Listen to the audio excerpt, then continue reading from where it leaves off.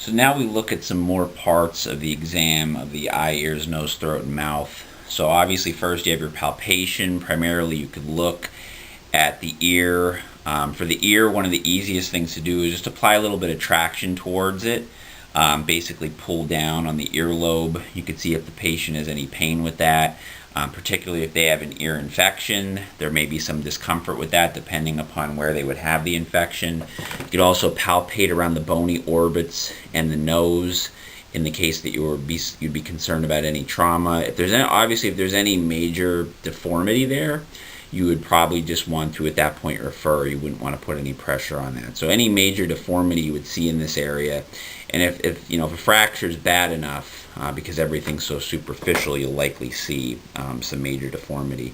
Some other physical exam things you would do for the eye: you can test for visual acuity.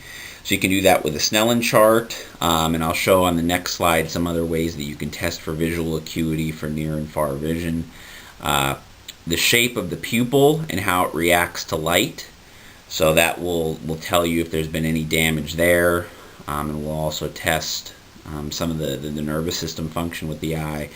Eye movement, you want to make sure that the eyes both move in conjunction with one another. Also make sure that there's no double vision while they move the eye. Test peripheral vision. You can also check if there is a corneal abrasion with a fluorescein strip. So you see up top the picture that they're basically using there is a fluorescent dye strip, and you combine that with a cobalt blue light to see if there is any type of corneal abrasion. So what that little that fluorescent dye will do is it'll cover the eye, and when you shine the cobalt blue light on it, the abrasion would show up. You can also do an ophthalmoscope exam. And I have a picture of that on the next slide as well, just to kind of check the internal structure of the eye as well. So on the pictures here example some different ways. So the Snellen chart, you've probably all seen a Snellen chart by now to check the near and far visual acuity. One thing you can do is if you have an alcohol prep pad. So most of the time, if you're not going to carry a Snellen chart in your probably in your kit, but just about everybody's going to carry alcohol prep pads. So a lot of your alcohol prep pad covers have different size writing on them, so you can have, for instance, a patient, and I've done this before, have the patient read the alcohol prep pad to you. Have them hold it out and see if they could read all the letters of the alcohol prep pad. Just because typically there's different size letters, so you can test their visual acuity that way. The other picture showing you the technique for the use of an ophthalmoscope. So you can see the picture up top of the athletic trainer starting to view the inside part of the eye with the ophthalmoscope. The picture that you see is actually what the retina should look like with the ophthalmoscope. So you can see the optic disc, the macula, and the blood vessels within the eye. So that's a picture of what you would actually see with the ophthalmoscope, what the normal structure should look like. So any deviation from that would obviously be a concern that there would be some type of damage to the internal structure of the eye. So here is the otoscope, and you can kind of see, so the pictures on the right, you can see how the otoscope gets placed into the ear. It's usually good to kind of pull up on the upper part of the ear just to kind of align the external entry to the ear. Two different ways to hold the otoscope. And it makes it easier to kind of hold it one of these ways, just because then it prevents you from going too far into the ear with the scope. So you see two different ways to hold that. And the picture you see of the inside part of the ear, that's what the normal ear should look like.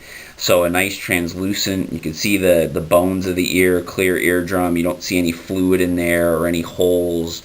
You don't see any redness. Okay, those would all be things that would indicate an ear infection or some type of damage to the eardrum or the tympanic membrane. So that's what a normal view should look like, and we have some pictures of some things that would be abnormal later on in the discussion. So just looking at some different pathologies here, these different structures. So a subconjunctival hemorrhage is basically just bleeding right under the conjunctiva, and you usually see the blood forming in the sclera, the white of the eye. Various causes for this: forceful coughing, high blood pressure, bleeding disorders are all different things that can cause this. Generally, this is benign. It should be examined, but in most instances, this is not something to be too concerned about unless it's in conjunction with something else or another injury. But this can happen. I've had this happen a couple times to athletes who've even been hit in the eye, but they didn't have any fractures or anything like that. So basically, the bleeding was just benign bleeding under the conjunctiva, and it usually clears up on its own in a couple of weeks. It's a very common thing to have happen, have foreign bodies go in the eye. A couple different things you could do. You could obviously rinse with saline and eye wash. Sterile water could be something else that also gets used. You could also view the eye, the upper lid. Basically, just pull the eyelid out and fold it with a cotton tip applicator. Push down on the top of it with a cotton tip applicator to view underneath the eyelid to make sure that you may not be able to see it. Sometimes it could get trapped underneath the eyelid. The biggest key is if anything ever gets embedded in the eye or looks like it's actually stuck in the eye, don't ever try to remove that.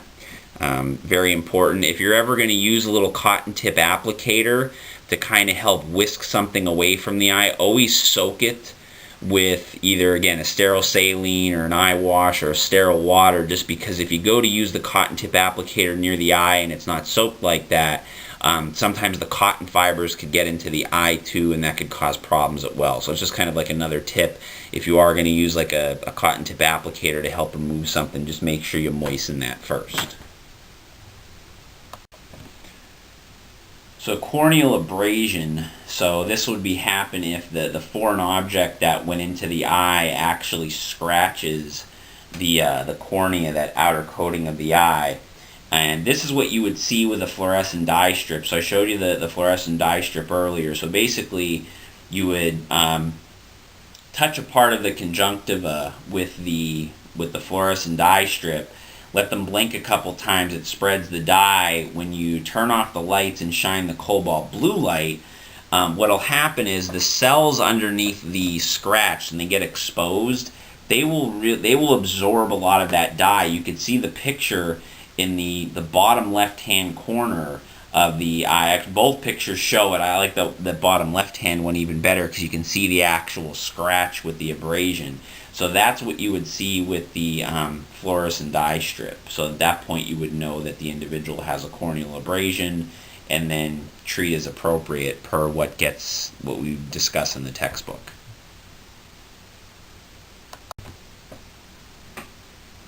Hyphema, so this is where you get blood into the anterior chamber of the eye. You can plainly see that in the picture here, the little blood pooling in the anterior chamber of the eye. Usually this is going to occur as a result of a direct trauma, so that this is a pretty urgent thing that needs to get taken care of right away. One of the things that you do need to make sure of is to rule out a ruptured globe. So you have to make sure that the eye itself, that structure of the eye has not been compromised, because that can happen in conjunction with this. And an individual will have to be treated for this pretty promptly, and sometimes there can be some chronic issues associated with that. Blood could potentially actually stain the anterior surface of the eye, and it would be something that would bother the person for quite some time. This is a ruptured globe, so you can see the picture here of the globe that has been damaged due to a blunt trauma. So blunt or penetrating trauma to the eye. Sometimes it may not be visible, so you may not see it necessarily in the front. There would be things that you would want to look for as far as the signs and symptoms are concerned with this. One of the things that, this is mentioned in your book about the abnormally shaped pupil, would tell you about that the eye would actually have been ruptured.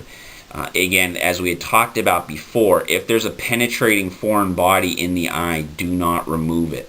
Okay, you would want to stabilize the foreign body, cover the eye, and then refer to a surgeon to remove that, to hopefully try to minimize damage to the eye. So this is a pretty major trauma that would happen to the eye and would require immediate referral. So an orbital fracture, so you can see the sagittal cut of the orbit where the fracture takes place. So if someone gets hit, this is also called a blowout fracture. Someone gets hit in the orbit with an object, the thinnest part of the orbit will fracture, which is that floor, the orbital floor. And the main thing you'll see with this, so you can see where that inferior rectus muscle gets trapped.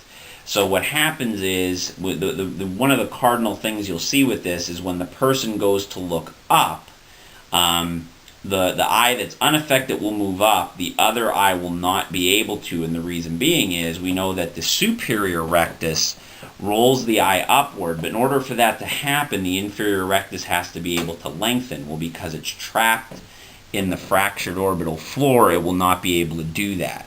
So in that compromised movement, one of the things they'll also describe is obviously having the double vision as well. So the detached retina, a mechanism for that is usually some type of jarring head movement or rise in pressure even sometimes can do this. So if you remember that earlier picture of what the normal internal structure of the eye could look like here, when you're actually looking at the retina with the ophthalmoscope, and they're usually, one of the things to be aware of is they will typically not be this easy to see a lot of times with the ophthalmoscope. So you can see the deformity, kind of the little, they almost look like creases when you're looking at the retina through the ophthalmoscope. You can kind of see them look like little creases or tears in the orange, what looks to be like an orange reddish color in the back part of the eye. So they're not always going to be that obvious. You would look more for the signs and symptoms that the patient would report for the detached retina. Conjunctivitis is inflammation of the conjunctiva. Various types of causes, and based on the cause, that will tell you how the treatment will take place. So it can be caused by allergies, bacteria, virus, and the signs and symptoms that the individual presents with will likely kind of lead you to how the treatment would basically be handled. So this is what we commonly refer to as pink eye, and classically when we think of pink eye, we think of the bacterial form. So you can see that in the picture in the bottom left-hand screen. What you normally see with a bacterial conjunctivitis, you not only get the reddening and the irritation of the eye, but you get that yellowish, greenish material that also comes out of the eye as well. The important thing to remember here is that the individual can't really use their contacts with this. And your red flag, so if the individual has significant pain, I mean, there's discomfort associated with this, but typically you will not have a lot of pain with this. If they have significant pain or photophobia, which is sensitivity to light, that would be something that would require further examination. A stye is a staph infection of an eyelid duct or follicle, so you can see a little swelling along the eyelid. You can see in the picture, so in the eyelash follicle, and the one you can see is inflamed and infected. On the other one, you can see the eyelid duct as they pull down and pull the eyelid away. You can see the swelling that forms there. Relatively benign and can be treated with pretty simple measures. So. But something that can cause some discomfort with the individual. Again, as long as the vision's all right and there's no other problems with the eye, you're pretty much just dealing with that minor infection there. Pretty much something you'll always see in an older population, but to be aware of is glaucoma. So glaucoma is damage to the optic nerve. So we had talked about the structures of the eye at the beginning of the lecture. So damage to the optic nerve secondary to increased intraocular pressure, so pressure within the aqueous humor, causing damage to that nerve. We have the risk factors for this up here: positive family history, nearsightedness, diabetes, hypertension, and African Americans do have a higher occurrence of this. Again, just simply getting your eyes checked yearly can take care of this. If someone is not at risk after 40, they can go every 2 years. An individual can go every 2 years to get checked for this. But usually as individuals get older, as a part of their typical eye exam, they will get tested for this to make sure that they're not starting to develop it.